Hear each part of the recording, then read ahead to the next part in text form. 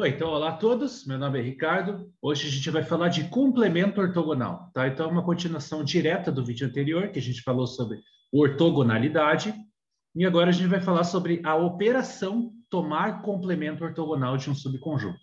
E a gente vai ver várias propriedades disso e alguns exemplos, tá? Bom, então, direto para a definição, qual que é o conceito de hoje, né? Então, pega V um espaço com produto interno e pega S um subconjunto não vazio, é simplesmente um subconjunto. Então, o que a gente chama de complemento ortogonal do S, ele é esse conjunto que é denotado por esse S com o símbolo de perp em cima, e ele é definido como? Ele é o conjunto de todos os vetores do seu espaço vetorial V que fazem produto interno igual a zero com todos os elementos de U. Ou seja, é o conjunto de vetores no seu espaço vetorial que forma o ângulo de 90 com todos os elementos desse subconjunto S, tá? Então, lembra da interpretação entre produto interno igual a zero e formar ângulo de 90, né? Então, é o conjunto de todos os vetores ortogonais ao mesmo tempo, né, a todos os elementos de S. Bom, o primeiro exemplo bem simples, né, para ver qual que é dessa definição pega o espaço vetorial como sendo R2, o subconjunto S como o conjunto que só tem um único vetor, que é o vetor, por exemplo, 1, 0, né, só para fazer um exemplo. E aí, o que que dá o complemento ortogonal desse conjunto S que só tem o vetor 1, 0? Bom, isso, por definição, é o conjunto de todos os vetores em R2 que são ortogonais a todos os elementos do S. Como S só tem um único elemento, eu só preciso de uma condição, o produto interno desse vetor com o vetor que está no conjunto S, que é o vetor 1, 0, isso tem que dar igual a zero. Essa é a única condição, porque o S só tem um único elemento. Produto interno do vetor x e y com um zero dá só o x. Então, ou seja, o complemento ortogonal de S é o conjunto de vetores no R2, tais que a coordenada x é igual a zero. Então, bom, isso é basicamente o eixo y, né? São vetores da forma 0,y, onde o y pode ser qualquer coisa, né? Não estou impondo nada sobre o y. Então, isso dá exatamente o eixo y. Então, o complemento ortogonal do conjunto que só tem o vetor 1, 0 é exatamente o eixo y, como é bem razoável, né? Bom, um exemplo extremo, né? Um exemplo extremo é assim, se você pegar o subconjunto S como sendo o conjunto que só tem o vetor nulo, o complemento ortogonal dele é o outro oposto. Ele é todo o espaço vetorial. Isso o motivo também é bem simples, né? Porque para estar no complemento ortogonal, ele precisa ser ortogonal ao único elemento que tem no S, que é o vetor nulo. Só que você precisa testar, então, o produto interno do cara com o vetor nulo. Mas o produto interno de qualquer vetor com o vetor nulo dá zero, né? Então, isso significa que qualquer vetor é ortogonal aos elementos de S e, portanto, o complemento ortogonal é tudo, é todo o espaço vetorial V. Mais tarde, a gente vai fazer o outro extremo desse, que é pegar o subconjunto S como sendo tudo, todo o V, e aí a gente vai ver que o complemento ortogonal dele vai ser o conjunto que só tem o vetor nulo, né? É o outro extremo desse exemplo aí. Mas a gente vai ver ele daqui a pouquinho. Bom, primeira propriedade básica sobre complemento ortogonal. Independente do conjunto S ser um subespaço ou não, o complemento ortogonal dele sempre é um subespaço vetorial. Tá? Então, como a gente viu aqui no exemplo anterior, isso já dá uma ideia, né? O subconjunto S só tem o vetor E1, então isso não é um subespaço vetorial, mas o complemento ortogonal dele é todo o eixo Y, né? Que é um subespaço vetorial. Ele é o subespaço gerado pelo vetor 0,1, por exemplo. Né? Então, isso acontece em geral. Para qualquer subconjunto não vazio S, o complemento ortogonal sempre vai ser um subespaço vetorial. E o motivo é muito simples, é basicamente a linearidade do produto interno. Então, se você pega dois vetores que estão no complemento ortogonal e lambda um escalar, você quer verificar, né, se a combinação linear lambda vezes U, lambda vezes U mais V, isso ainda pertence ao complemento ortogonal. Então, qual é o teste que você tem que fazer para ver se isso acontece? Você tem que pegar um vetor genérico no S, calcular o produto interno desse vetor, lambda U mais V, com esse cara genérico do S e ver que isso vale zero. E, de fato, usando as propriedades de produto interno e vendo que ele é distributivo, né? Isso é igual a lambda vezes produto interno de V com W, mais, opa, é U com W, né? Primeiro é U com W aqui, mais produto interno de V com W. E aí você usa a hipótese, né? Então, esse U, ele pertence ao complemento ortogonal, esse W pertence a S, portanto, por definição de complemento ortogonal, isso aqui é igual a zero, e idem para essa parte, o V pertence ao complemento ortogonal e o W pertence a S. Então, pelo mesmo motivo, esse aqui também é igual a zero, portanto, a coisa toda é igual a zero. Então, esse vetor aqui, ele é ortogonal a todos os elementos de S, portanto, ele pertence ao complemento ortogonal. Então, o complemento ortogonal é fechado para soma e para produto por escalares também. Então, complemento ortogonal sempre é um subespaço vetorial. Mas, na prática, como que eu posso encontrar o complemento ortogonal, né? Então, para o caso que interessa para nós, o subconjunto S, na prática, sempre vai ser um subespaço de fato, não vai ser só um subconjunto qualquer. No caso de subespaços, é mais fácil de encontrar o complemento ortogonal, é basicamente resolver um sistema linear. Então, é o conteúdo da segunda proposição. Imagina agora que o teu S contido em V é um subespaço vetorial e imagina que você tem um conjunto de geradores para ele, o V1, V2 até VK. Então, essa proposição te diz um critério para você decidir se um vetor está no complemento ortogonal ou não. Ela diz o seguinte: um vetor está no complemento ortogonal se e somente se ele for ortogonal aos geradores que você escolheu para esse subespaço. Então, ou seja, para testar se um vetor está no complemento ortogonal, você não precisa calcular o produto interno dele com um vetor genérico do S. É suficiente você fazer o produto interno dele com geradores do S. Então, se esse vetor for ortogonal a todos os geradores, automaticamente ele vai estar no complemento ortogonal, ou seja, ele vai ser ortogonal a todos os elementos de S. Tá? O motivo também, basicamente, é a linearidade do produto interno em conjunto com a definição, né, do que é um conjunto de geradores. Então, o motivo é super simples também. Dado um vetor, digamos, W, né, no S, se esse conjunto de vetores V1 até VK é um conjunto de geradores, então o W pode ser escrito como combinação linear desses vetores V1 até VK. Então, por linearidade, se você calcula o produto interno de W com o vetor V, usando distributiva de novo, né, isso aqui é igual a C1 vezes produto interno de V1 com W, mais, etc., CK, produto interno de VK com W.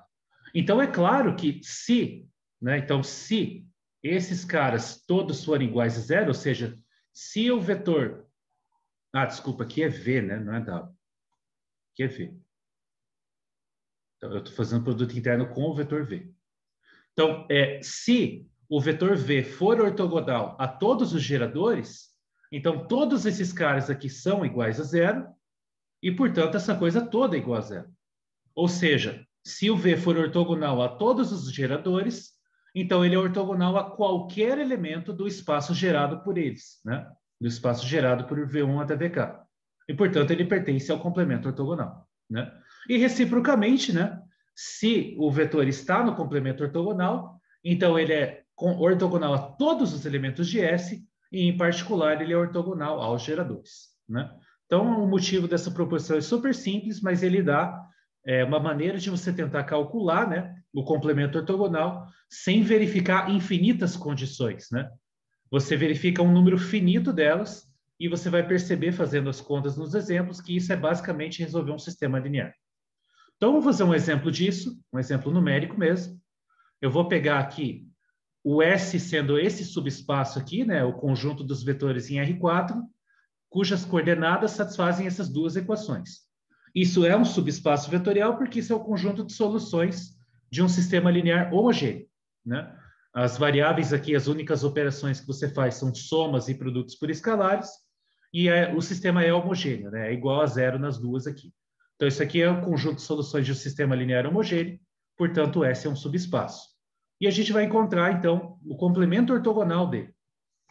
Bom, como a gente acabou de ver na proposição anterior, para você encontrar o complemento ortogonal, uma opção que você tem é acha um conjunto de geradores para o S primeiro. Então, o S vai ser espaço gerado por tanto e tanto, né? Alguns vetores ali. E daí, um elemento vai estar no complemento ortogonal, se e somente se ele for ortogonal aos geradores que você encontrou. Então, a primeira coisa que eu vou fazer aqui é achar um conjunto de geradores para esse subespaço S. Aqui está bem fácil, né? Por causa do modelo das equações. Na primeira aqui, por exemplo, se você deixar o x sozinho, eu posso escrever... Aliás, né? Você faz uma escolha, né? Tanto faz a escolha que você faz. Então, aqui, por exemplo, se eu posso deixar, por exemplo, o z em função de x e de y. Né? Você escolhe, vou fazer essa escolha. Tá? Então, eu vou deixar o x, aliás, o z, em função de x e de y ali na primeira equação. Então, o z se escreve como menos x menos 2y. E aí eu vou fazer a mesma coisa na outra equação, só que eu vou escrever o w em função do x e do y. Então, na segunda equação, o w vai ser igual a menos x mais 3z. Aí eu substituo o z ali, né? Então, mais 3 vezes o z, que é menos x menos 2y. E, portanto, o w, eu tenho aqui menos 3x com menos x é menos 4x. E 3 vezes menos 2, então eu tenho menos 6y. Né? Então, aqui eu já usei as duas equações, eu escrevi o z e o w em função tanto de x quanto de y, então agora o x e y são as nossas variáveis livres. Né? Então, esses caras aqui são as variáveis livres, portanto, um vetor x, y, z, w pertence a S, C e somente C, ele tem qual formato? X e y são as variáveis livres, o z é dado por menos x menos 2y, e o w é dado por menos 4x menos 6y. Faço aquela brincadeira de desmanchar o vetor. Isso aqui é igual x vezes o vetor de coordenadas 1, 0, menos 1 e menos 4, mais y vezes o vetor de coordenadas 0, 1, menos 2 e menos 6. E como x e y são as variáveis livres, isso significa, né, que o S ele é o espaço gerado por esses dois vetores que eu acabei de encontrar aí. 1, 0, menos 1, menos 4, e 0, 1, menos 2 e menos 6. Né? Então, você vê que esse subespaço S tem dimensão 2, né? Ele é gerado por dois vetores e, obviamente, esses dois vetores são linearmente independentes. Bom, então achei um conjunto de geradores para o S. Agora eu vou me aproveitar disso para encontrar o complemento ortogonal. Então, um vetor está no complemento ortogonal se e somente se ele for ortogonal a esses dois vetores aqui. Né? Então, vamos fazer isso agora. Então, um vetor xy, zw, ele está no complemento ortogonal se e somente se o produto interno dele, então x, y, zw, o produto interno desse cara com o vetor 1, 0, menos 1, menos 4, isso tem que ser igual a 0, e ao mesmo tempo, o produto interno desse mesmo cara, x, y, zw, com o vetor de coordenadas 0, 1, menos 2 e menos 6, isso aqui também tem que ser igual a 0. Então, essas são as condições, né, para um vetor pertencer ao complemento ortogonal. Ele tem que ser ortogonal ao mesmo tempo, né, aos dois geradores. Então, isso te dá um novo sistema, né? Porque esse produto interno, o de cima, ele vai valer x, né, menos z, menos 4w, e isso tem que ser igual a 0. E a equação de baixo, ela diz que y menos 2z menos 6w é igual a 0. Tá bom, a equação é super simples, né? Eu vou deixar aqui, já está bem na cara de deixar o x e o y em função de z e de w. Então, aqui eu posso escrever x igual a z mais 4w, e aqui eu posso escrever o y igual a 2z mais 6w, e agora já usei as duas equações, o z e o w são suas variáveis livres dessa vez. Então, portanto, um vetor, né, x, y, z, w, está no complemento ortogonal, se e somente se, o formato dele, agora dessa vez, o x é dado por z mais 4w, o y é dado por 2z mais 6w, e o z e o w são suas variáveis livres. Então, desmancha esse vetor aqui, ele é a mesma coisa que z vezes o vetor de coordenadas 1, 2, 1 e 0, mais o w vezes o vetor de coordenadas 4, 6, 0 e 1. Né?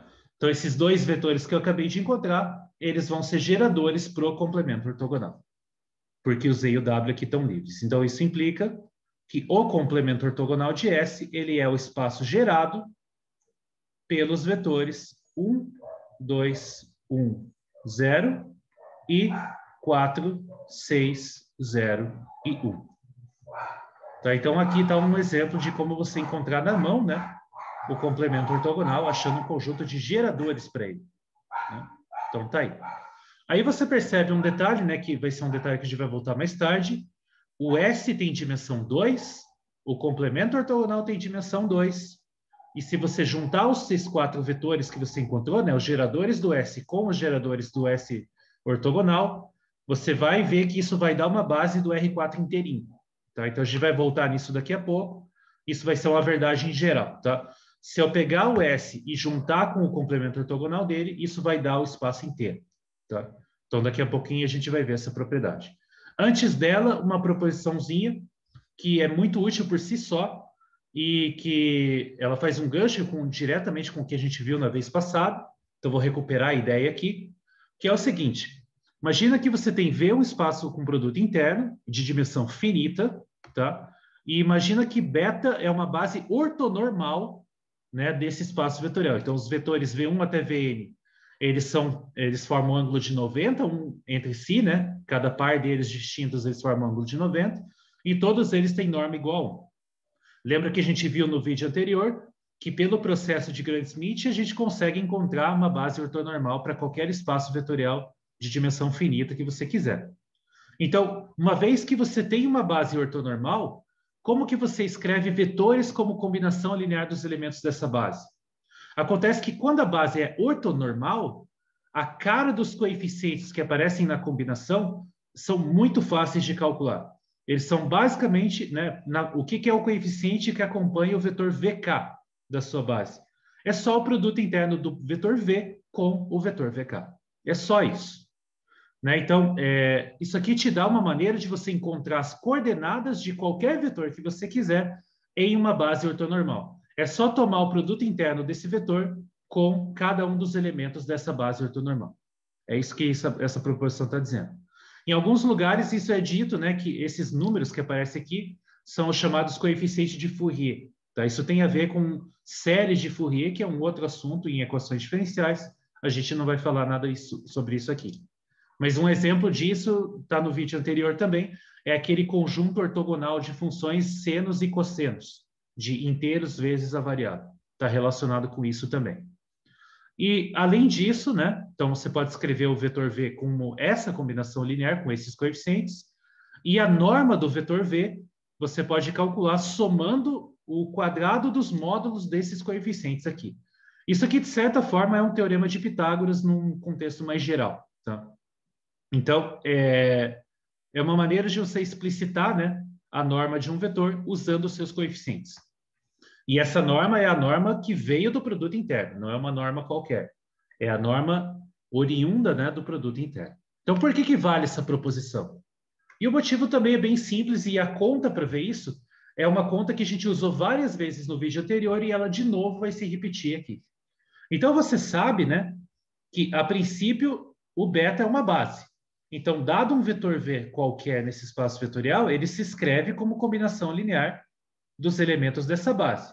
O que a gente quer fazer aqui é descobrir quem são esses coeficientes C1, C2 até CK. É basicamente isso que a gente quer fazer. Então, eu só quero descobrir quem são esses números aqui. E o que a gente vai verificar é que, de fato, esses números são esses produtos internos aqui. Como que você faz para descobrir isso? Bom, usa a ideia do vídeo anterior. Isso é uma igualdade, eu posso fazer a mesma operação dos dois lados que não vai alterar a igualdade. Então, a operação esperta que eu vou fazer é tomar o produto interno dos dois lados com algum vetor esperto. Bom, escolhe um dos vetores da base, toma o produto interno dos dois lados, e é isso. É basicamente isso, né? Aqui, desculpa, aqui é N, né? CNVN. Deixa eu ajeitar aqui. CNVN. Então, o que eu vou fazer? Eu vou tomar o produto interno dos dois lados com o vetor VK, um vetor genérico dessa lista de vetores da base. Então, tomando o produto interno dos dois lados, ou em ambos os membros, né, da igualdade, com o vetor VK, onde o K é qualquer índice aí entre 1 e N. Então, o que vai dar? Produto interno de V com VK vai ser igual, usando a linearidade de produto interno como sempre, C1 vezes V1 com VK, mais C2 vezes V2 com VK, e assim por diante. Vai ter um dos termos que vai ser justamente, eu vou passar pelo próprio VK mesmo, VK com VK, e assim vai até o último, que vai ser o CN, VN com VK. Mas a questão é, esse conjunto de vetores da base, ele é ortogonal, né? Então, como ele é ortogonal, produto interno entre vetores distintos dessa base, tudo dá igual a zero. Então, todos esses caras aqui são iguais a zero, exceto um único cara aqui, que vai ser justamente quando você toma o produto interno do vetor com ele mesmo. Esse é o único cara que vai restar aqui. E, além disso, né, o VK com VK é a norma ao quadrado do vetor. Né? O produto interno de um vetor com ele mesmo está relacionado com a norma dessa forma. Isso aqui é o quadrado da norma. Mas como a base é ortonormal, a norma de cada um desses vetores é igual a 1. Então, a norma ao quadrado vai continuar sendo igual a 1. Então, isso aqui é igual a 1. Então, esse lado direito, depois que você toma esse produto interno, some tudo e sobra uma única coisa, que é justamente o CK, porque o CK multiplica 1, então sobra só o CK, então dá CK igual a isso aqui, ao produto interno de V com VK. Então, essa é a verificação da primeira propriedade aqui, né? Então, os coeficientes CK, eles são o produto interno do vetor V, que você quer escrever como combinação linear da base, com o vetor correspondente VK da base ali. Tá? Então, essa é a primeira. E a segunda, como é que eu verifico, né? Então, a questão agora, como que eu verifico a segunda propriedade? Por que a norma do V vai ser aquela expressão ali, né? Então, a norma do V ao quadrado, né? Para facilitar a nossa vida, para evitar precisar escrever raiz quadrada, eu vou colocar a norma ao quadrado. Bom, lembra da definição de norma de novo? Que a norma ao quadrado coincide com o produto interno do vetor com ele mesmo. E aí, agora, eu uso essa escrita do V como combinação linear dos elementos da base. E eu já posso usar essa parte 1, né? Eu já posso usar que os coeficientes são exatamente esses. Então, eu vou escrever isso aqui assim, ó. Produto interno. Eu vou colocar com dois somatórios com índices diferentes para não confundir. Então, o primeiro deles eu vou colocar com I, de 1 até N. Os coeficientes são produto interno de V com VI, vezes o próprio vetor VI. E a segunda componente é o mesmo vetor, só que para não confundir os somatórios, eu vou colocar com outro índice. V com VJ, produto interno, né, de V com VJ, que é o coeficiente correspondente do VJ. Os dois são o mesmo vetor, só estou escrevendo somatórios com índice diferente, porque eu quero usar as propriedades de produto interno agora. Então, eu uso que o produto interno é distributivo, e aí eu distribuo com todas as somas, ou seja, na prática, é fazer todos os produtos possíveis, né, de todos esses caras aí. Quando você fizer isso, você vai passar por produtos internos de vetores da base. Só que todos esses produtos internos são iguais a zero, exceto quando o I é igual a J. Né? Então, o que vai sobrar aqui vai ser o seguinte, vai ser uma única soma, né, em um único índice, porque quando o I for diferente de J, o produto vai dar zero. E o que vai sobrar? Vai sobrar o coeficiente correspondente, VI, V com VI, né? Ele vai aparecer duas vezes, né? Porque você vai ter que tirar o escalar duas vezes, né? Você tem que tirar esse escalar aqui e esse escalar aqui. E quando sobrar só os vetores de índice igual, vai aparecer produto interno de VI com o próprio VI. Então, e isso aqui, de novo, né, é a norma de VI ao quadrado, e por hipótese a base é ortonormal, então isso é igual a 1. Então, isso sobra exatamente aquilo que eu listei ali no enunciado. Produto interno de V com VI ao quadrado. Soma de 1 até N. Tá? Então, essa fórmula aí é uma maneira de você calcular a norma de vetores, né? Só usando os coeficientes, né? Isso aqui, no fundo, é um teorema de Pitágoras. Tá? E aqui eu coloquei o módulo ao quadrado só para enfatizar que no mundo complexo, se você pensar espaços vetoriais sobre números complexos, a fórmula é a mesma, só que como o produto interno é um número complexo, para ter um número ali, de fato, você tem que pegar o módulo desse número complexo e daí ele você eleva ao quadrado. Tá? Então, em geral, vai valer a mesma fórmula, só que para enfatizar eu tenho que colocar o módulo aqui. No caso de números reais, eu não preciso fazer isso, né? Mas no mundo complexo eu preciso. Então, tá aí, né, mais uma propriedade, né, de bases ortonormais. Aparece esses coeficientes aqui. É super fácil de calcular os coeficientes, né, as coordenadas de um vetor em uma base ortonormal. E a norma dele também é fácil de calcular na mão. Bom, eu vou usar essa proposição para verificar aquele caso, o outro caso extremo, né, que eu tinha mencionado anteriormente. Então, a gente vai encontrar o complemento ortogonal de quando o subconjunto S, na verdade, é todo V. É o espaço vetorial V inteiro. Então, veja, né? Por que vai valer isso aqui, né? Então, a afirmação é que se o subconjunto é o V inteiro, então o complemento ortogonal dele é só o vetor nulo e mais ninguém, né? Então, o que eu quero fazer? Eu quero pegar um vetor V qualquer e supor que esse vetor ele é ortogonal a todos os elementos do próprio espaço vetorial V, né? E eu quero verificar a partir disso que, na verdade, esse vetor tem que ser o vetor nulo, né? O único vetor que é ortogonal a todo mundo é o vetor nulo. Tem várias maneiras de fazer isso, mas eu quero fazer essa proposição, né, usando essa proposição anterior. Tem um jeito super imediato, mas que eu vou fazer depois, mas eu quero fazer outro jeito usando essa proposição anterior, que é assim, ó. Bom, para estar no complemento ortogonal, é suficiente que ele seja ortogonal a todos os elementos de um conjunto de geradores do V.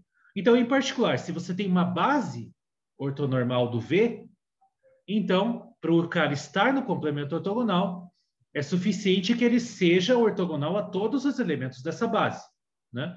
Então, você percebe que V pertence ao complemento ortogonal do subconjunto que é o próprio V, né? O V inteiro, C e somente C, ele é ortogonal a todos os elementos da base ortonormal que você escolheu. Então, isso aqui é igual a zero para todo K.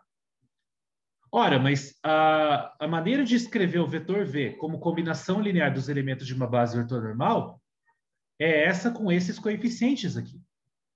VK de 1 até N.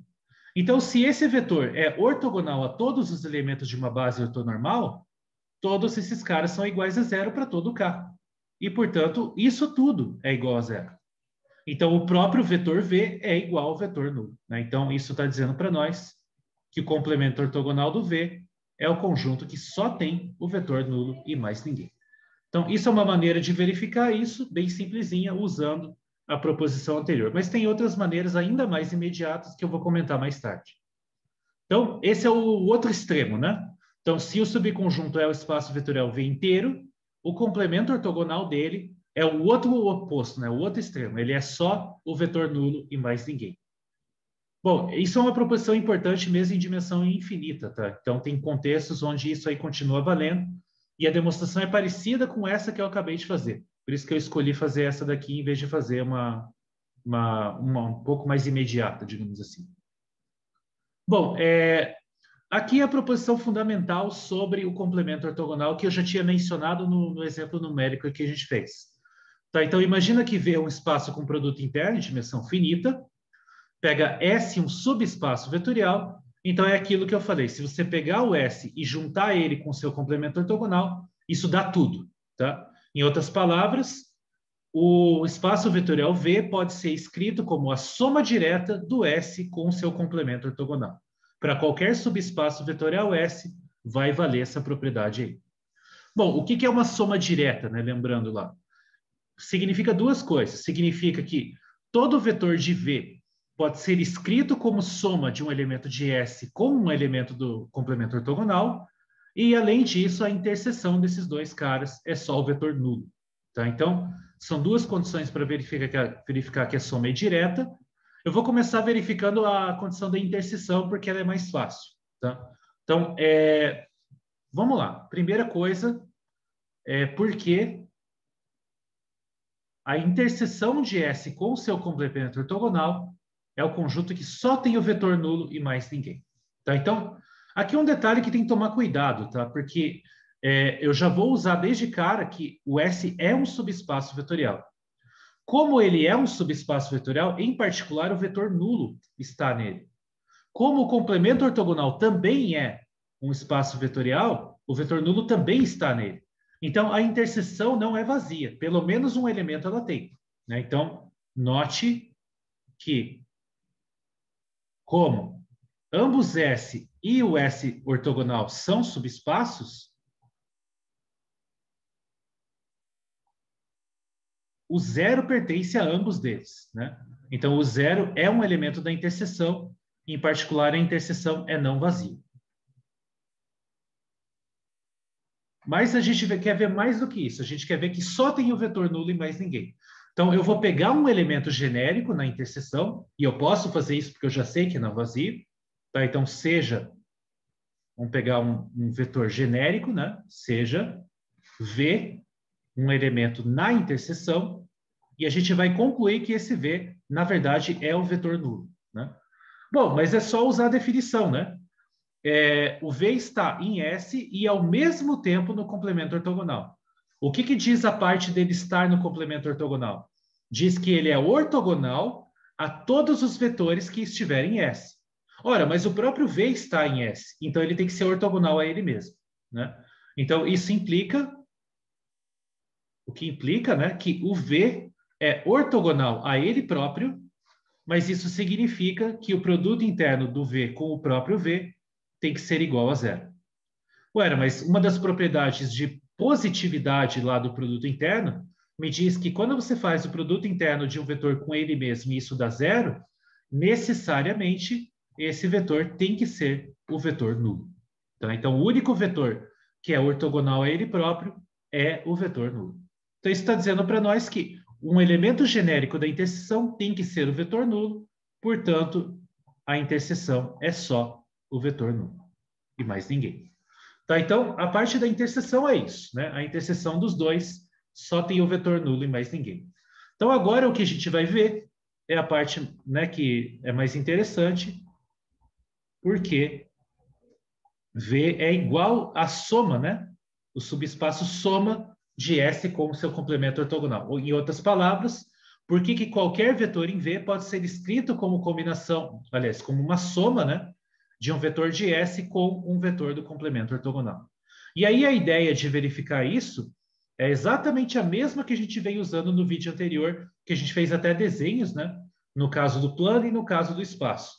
Você vai pegar um vetor V qualquer, vai projetar ele ortogonalmente no S, e aí vai pegar aquele vetor diferença, né? Então, lembra que a gente tinha aquele triângulo. Então, aqui só um desenho só para ilustrar a ideia, né? Digamos que esse aqui é o S, aí você tem o vetor V apontando em alguma direção, e o que você vai fazer é pegar a projeção ortogonal desse vetor V em cima do subespaço S, então, esse aqui formando o ângulo de 90, né?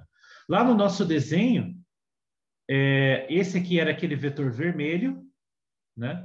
E esse aqui era aquele vetor azul. Né? Então, aqui tem um vetor vermelho, que a gente tinha chamado de Z, e aqui tem um vetor azul, que a gente tinha chamado de W. Tá? Então, eu vou seguir essa notação mesmo, Z e W, só para lembrar daquele desenho lá. Então, dado um vetor V qualquer, eu vou derrubar ele ortogonalmente no Z, aqui, né, formando um ângulo de 90. O Z, ele vai ser o que a gente chama de projeção ortogonal do vetor V no subespaço S, e o W vai ser o cara, né, que eu posso escrever ele como a diferença, né? Você percebe que aqui no triângulo que Z mais W é igual a V, então eu posso pensar que o W é igual à diferença desses dois, e esse W, ele vai ser ortogonal ao S inteiro. Essa ideia é igualzinha à ideia geométrica que a gente já tinha feito no anterior, né, no vídeo anterior. Então, como que eu vou fazer isso formalmente, né, sem recorrer ao desenho? Então, a ideia é assim, o subespaço S, eu posso escolher uma base ortonormal para ele, né? A gente já viu que o processo de Gram-Schmidt permite isso. Eu posso escolher bases ortonormais para qualquer espaço vetorial de dimensão finita. Então, eu posso começar assim. Então, seja beta de V1 até VK, uma base ortonormal. Eu já posso escolher ela ortonormal de S, do subespaço, tá? Então, como que eu defino essa ideia de projeção ortogonal do vetor V no subespaço S? O que vai ser esse vetor vermelho, né? Esse vetor Z? Então, a gente define, né? Definimos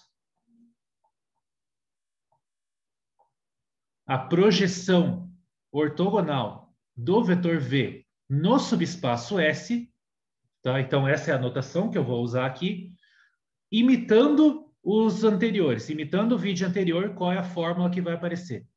É exatamente essa fórmula que você espera. A soma de J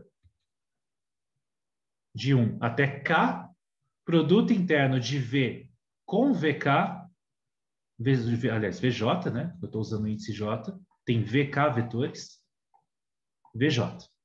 Tá, então, esse cara aqui vai denotar o que a gente chama de projeção ortogonal. Eu vou dar esse nome mais tarde de novo, mas esse aqui é o que vai fazer o papel do vetor Z. Isso aqui vai ser a projeção ortogonal de V em S, no subespaço S. Ou seja, eu escolho uma base ortonormal do subespaço que eu quero projetar o vetor e defino essa combinação linear aqui. E você veja que, por definição, né, como esses caras aqui são escalares, esses caras aqui são números, isso aqui é uma combinação linear dos vetores da base beta, portanto, isso aqui pertence a S. Por definição, eu estou dando um jeito de derrubar o vetor V, que está em qualquer lugar, eu estou derrubando ele no subespaço S, por essa fórmula aqui. E agora, então, esse vai ser o papel do nosso Z. Tá? E quem que vai ser o W? Né? Então, defina agora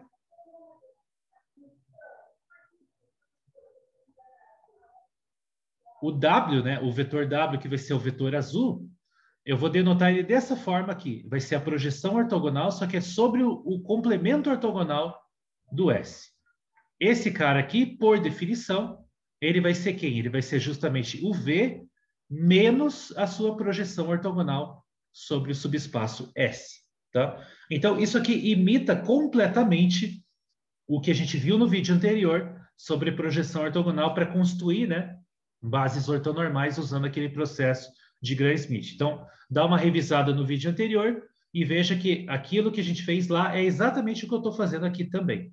Então, esse aqui vai fazer o papel do vetor W, tá? E ele que vai ser o cara ortogonal ao subespaço S inteirinho. Então, bom, é isso que a gente vai verificar agora.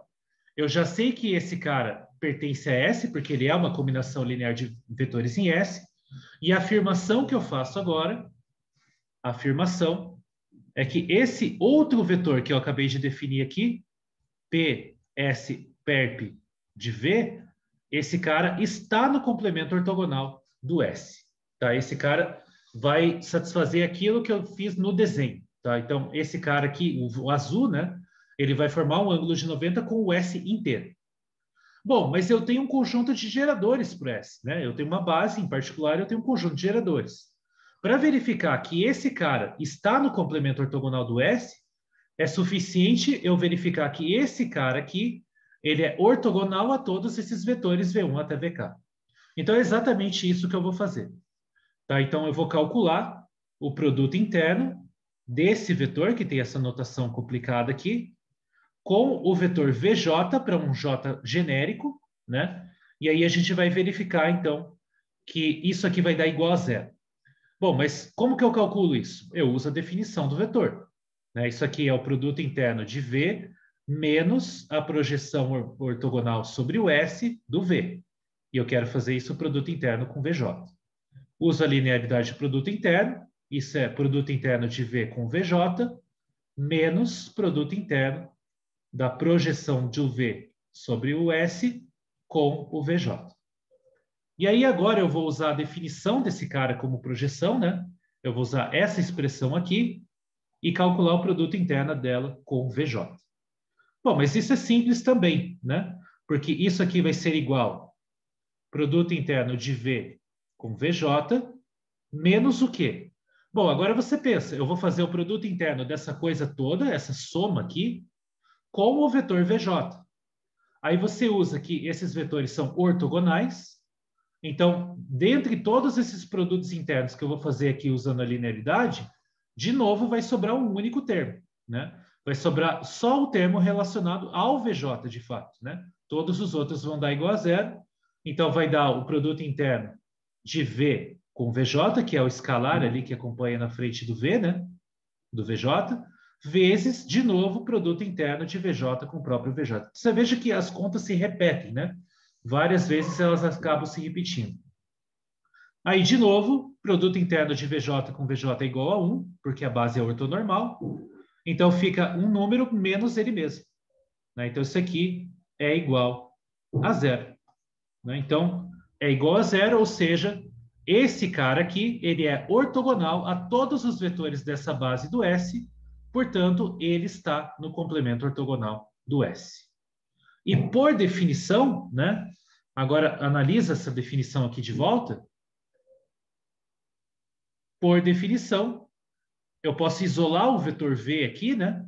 Deixar o V sozinho. O V vai ser igual a esse cara mais esse cara, né? Então, por definição do vetor, a gente vai ter essa expressão aqui, ó. Então, isolando, né, o vetor V, você tem essa expressão aqui. Então, o próprio vetor V, ele se escreve como a projeção ortogonal desse vetor sobre o S, mais a projeção ortogonal desse vetor sobre o S ortogonal. Então, esse aqui é o nosso Z, né? Esse é o nosso vetor Z, e esse aqui é o nosso vetor W, lá naquele desenho do vídeo anterior. Por definição, esse vetor Z, ele pertence ao S, né? E esse outro vetor pertence ao S ortogonal, como a gente acabou de fazer a conta. Então, eu estou dizendo que todo vetor V se escreve como soma de um vetor de S com um vetor de S ortogonal. Então, isso conclui a demonstração, né? Todo vetor em V pode ser escrito como soma de um cara no S com um cara no ortogonal. E, além disso, a gente verificou que a soma, né? Aliás, que a interseção desses dois subespaços é só o vetor nulo. Portanto, você tem uma soma direta, né? Então, as componentes, né? Dado um vetor, você pode escrever ele de maneira única, como soma de um cara daqui com um cara daqui, porque a soma é direta, né? A gente já verificou isso anteriormente. A decomposição, né, de um vetor como soma de um cara daqui com um cara de lá, ela é única. E o nome que cada uma dessas componentes recebe são esses caras que eu acabei de chamar aqui. PS de V e PS PEP de V, tá? Então, você pode pensar essas componentes como funções, né? Para cada vetor V no seu espaço vetorial, eu tenho a sombra que ele faz no subespaço S. Essa sombra eu estou chamando de PS de V. E a sombra que ele forma no ortogonal, que é o vetor em pé, né? O vetor azul, esse cara eu estou chamando de P de S PEP de V. Então, para cada vetor V, você tem essas duas componentes. Então, isso define funções, né? Então, o PS é uma função que vai do V no S e o PS PEP é uma função que vai do V no S PEP, por definição, né? Então, essas duas funções, como eu falei, né, são chamadas de projeção ortogonal sobre o S e projeção ortogonal sobre o S PEP, respectivamente. Não são só funções, como, claro, esses dois caras vão ser transformações lineares, tá? Então, e são transformações lineares com várias propriedades legais. Então, a gente vai listar aqui as principais propriedades desses caras aí. Bom, então, primeiro delas, qual que é uma fórmula explícita, né? Para você achar aquela componente, por exemplo, no S, ou a componente no ortogonal. Então, como a gente viu na demonstração acima, se você escolher uma base ortonormal para o subespaço S, então a projeção ortogonal de um vetor qualquer no subespaço S, ela é dada por essa fórmula aqui, como a gente já viu na proposição anterior, né, na demonstração da proposição. E a componente no complemento ortogonal, ela é dada por V menos essa projeção ortogonal. Então, esse aqui é o vetor vermelho, esse aqui é o vetor azul. E quais são as propriedades, né, dessas projeções ortogonais? Então, bom, primeiro, a soma das duas dá igual a identidade. Isso é óbvio por causa dessa relação aqui, né? Essa relação aqui te diz isso, né? Dado um vetor V, se você somar a projeção sobre S com a projeção sobre S ortogonal e calcular isso no V, te dá o próprio V de volta. Ou seja, é a transformação em identidade. Então, somar as duas dá a transformação em identidade. Se você fizer a composição da projeção sobre S com a própria projeção sobre S, vai dar a projeção sobre S de volta. E isso é claro, né? Pensa geometricamente. Você quer derrubar, né? Então, você tem um vetor qualquer, vamos voltar no desenho aqui. Você quer derrubar um vetor qualquer sobre o S. Então, quando você calcula a projeção no S, ele cai no S. Quando você calcula a projeção de novo, porque você está fazendo a composição, o resultado do primeiro vetor que você calculou já está no S. Bom, se o vetor já está no S e você vai projetar sobre o S, a projeção tem que ser ele mesmo, né?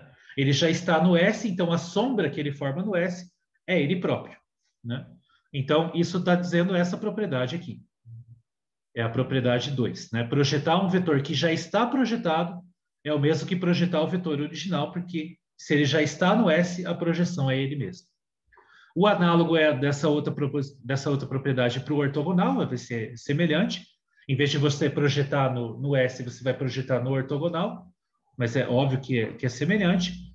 E se você fizer a composição das duas, né, da projeção sobre o S com a projeção sobre o ortogonal, a composição dá zero. Claro, porque você pega um vetor, derruba ele ortogonalmente sobre o S, então o resultado dessa projeção agora mora no S. Então, se você projetar na direção do ortogonal um vetor que mora no S, a sombra vai ser zero, né? Porque ele já é ortogonal. Então, a sombra dele é só o pontinho, né? Só o ponto zero. Então, essa composição das duas, né, vai dar zero.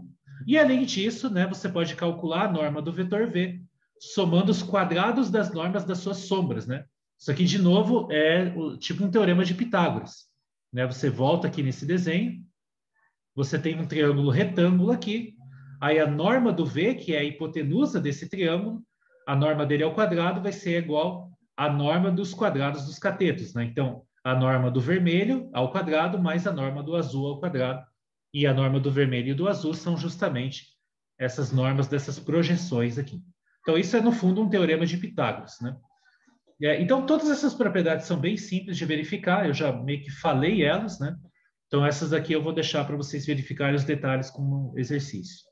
Bom, então, essas propriedades aí, elas caracterizam, na verdade, o que a gente chama de operadores de projeção. Isso aqui é um exemplo, né, de par de operadores de projeção. Um é a projeção sobre o S e o outro é a projeção sobre o complemento ortogonal. Essa propriedade aqui, em particular, tem um nome, essas duas aqui, na verdade. Essas duas propriedades aqui estão dizendo que o operador PS e o operador PS-PEP são o que a gente chama de idempotentes. Idempotente é quando o operador composto com ele mesmo dá ele próprio, tá? Então, né, você tem uma transformação linear de um espaço vetorial nele mesmo, você eleva ela ao quadrado, ou seja, compõe ela com ela mesma, e isso dá igual à própria transformação de volta. Tá? Então, isso que está sendo dito nessas duas propriedades aqui, é que os operadores de projeção ortogonal sobre o S e projeção ortogonal sobre o PERP são idempotentes. Tá? Então, são operadores idempotentes. E eles são, eles próprios, ortogonais entre si. Tá? Essa é o que é essa propriedade que, se você compor um com o outro, isso dá igual a zero. E a soma dos dois dá a identidade. Então, essas propriedades aí, na verdade, elas caracterizam quando você tem um par de projeções ortogonais, tá? Dá para fazer um exercício, né? Reverso a esse, supor que você tem um par de transformações lineares que tem essas 4 propriedades aí, e aí você verifica que essas 2 transformações lineares, na verdade, elas são a projeção ortogonal de vetores em algum subespaço, e a outra vai ser a projeção no complemento ortogonal daquele subespaço. Tá? Então, dá para provar isso também. Isso aí fica como um exercício. Bom, então é isso que eu queria falar por hoje. Espero que vocês tenham entendido. A gente se vê na próxima e até mais.